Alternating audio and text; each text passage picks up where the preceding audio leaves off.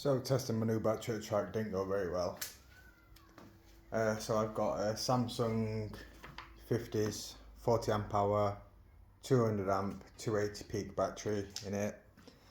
I knew I was potentially going to have motor temp issues from sort of testing it on the road before going to MX track. Did have that issue. I also had the battery set at 150 amps, not the 200, and I was getting sort of cutting off issues where I'd lose all power, but everything were on still until I came to a physical stop, then it'd go again. No one seems to know why we're doing that, and towards the end of the day the batteries were also getting too hot.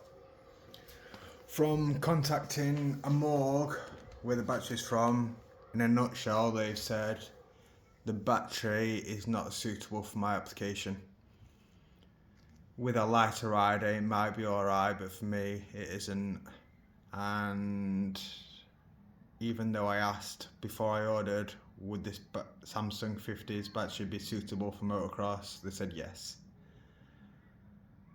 But apparently that's not the case.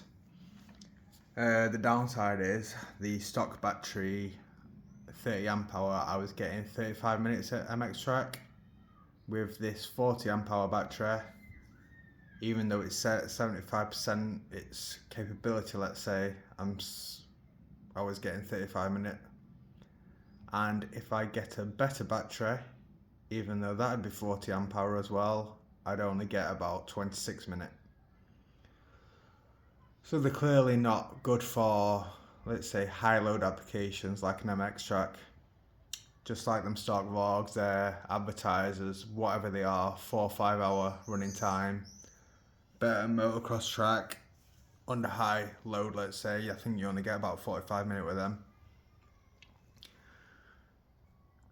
So clearly, for decent power applications, you just don't get the runtime with electric bikes compared to petrol bikes.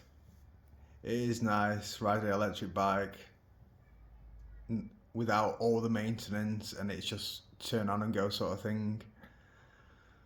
But I don't know what I'm going to do. I might order the better battery and either sell this Samsung battery as for enduro routes or flat road use, or like I said, someone lighter, it'd be perfectly fine. But for my use, using it at motocross track, it's can't cope basically.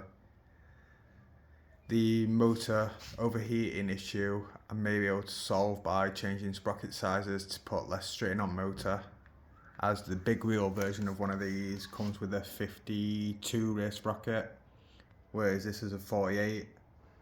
So putting a bigger sprocket on puts less load on the motor, let's say. But we'll see. This is the joys of something being new, tuning and testing.